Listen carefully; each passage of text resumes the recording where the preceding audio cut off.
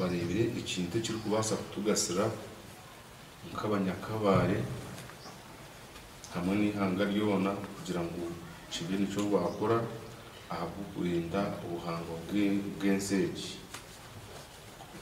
Mureba tukizire kugira ibizibu by'umushana ibintu bikwatirine n'ibyo buhangwa kugira ngo ibyo buhangwa bikarugaho bwene turinda kuba nitubigaruraho. The Chigezi Eco Marathon is inspired by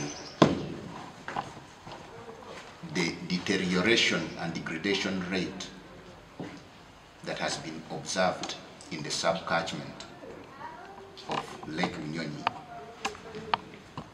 You'll agree with me, for those who have been reading history about this region, the beauty about this region.